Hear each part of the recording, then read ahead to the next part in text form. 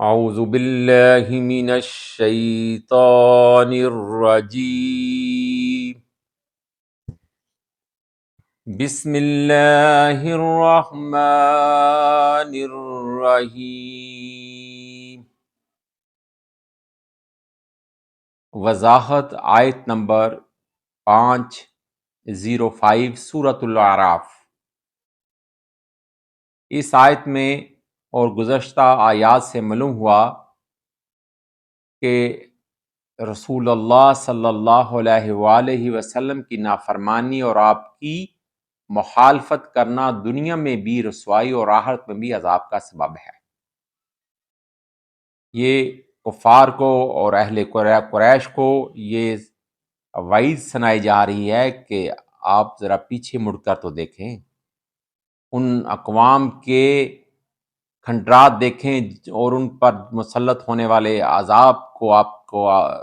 احساس ہو جائے گا کہ انہوں نے جب مہلت کا وقت ہوا ان کے پاس تھا تو انہوں نے توبہ نہیں کی اور اللہ کے بھیجے ہوئے رسولوں کے پیچھے نہیں چلے اور اللہ کے احکامات پر عمل نہیں کیا۔ وہ بھی تمہاری طرح ان کے انکاری تھے اور اس دعوت حق کو ماننے سے انکاری تھے۔ اس کا نتیجہ کیا ہوا کہ جب وہ پیغام ایک مقررہ مدت تک ان تک پہنچتا رہا لیکن وہ اس کا تمسخر اڑاتے رہے، اس پر عمل نہیں کرتے رہے، اس کو قبول نہیں کرتے رہے، تو پھر ایک دن آیا کہ ان پر عذاب آیا اور بہت سی اقوام کو اسی طرح نیست و نابود کر دیا گیا، اور ان کی عمارتیں اور ان کے کھنڈرات اب بھی باعث عبرت ہیں، اور یہ اس لیے ان کے کھنڈرات چھوڑے گئے کہ تم لوگ اس سے عبرت حاصل کرو۔ اور نبی آخری حضرت محمد مصطفیٰ صلی اللہ علیہ وآلہ وسلم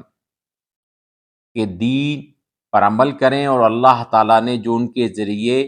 احکامات آپ تک پہنچائے ہیں اور قرآن کی شکل میں جو ضابطہ حیات تم کو دیا گیا ہے اس پر بلا چون و چرا اس پر عمل کریں، اور اپنی بت پرستی اور اپنے سرداروں کی پرستش اور اپنے دیوتاؤں کی پرستش کو چھوڑ دیں۔ اگر وہ ایسا نہیں کریں گے تو تم پر بھی انہی اقوام کی طرح عذاب آ جائے گا۔ جب ایسے لوگ غفلت اور لہو لعب میں مشغول ہوتے ہیں تو پھر ان پر اچانک عذاب آ جاتا ہے۔ کسی کے اوپر، اکثر اقوام کے اوپر رات کے وقت جب وہ سوئے ہوئے تھے عذاب الہی آیا، اور کچھ پر دن کے وقت جب وہ قیلولہ کر رہے تھے تو ان پر عذاب آیا۔ تو ہر سرکش مجرم پر جب دنیا میں عذاب آتا ہے تو وہ اپنے جرم کا اعتراف کر لیتا ہے اور پھر اس پر نادم ہوتا ہے، لیکن اس وقت کیا فائدہ جب عذاب آ گیا، اس وقت تو توبہ قبول نہیں ہوتی۔ گزشتہ امتوں کی نافرمانی اور ان پر اچانک عذاب کے نزول کے وقت واقعات کو بیان کر کے اس امت کو تنبیہ کرنا مقصود ہے، ان کو بتانا مقصود ہے کہ تاکہ وہ اپنے گناہوں سے باز آ جائیں اور اپنی اصلاح کر لیں اور اپنے نبی کے آگے فضولیات یا ان کے مخالفت مت کریں۔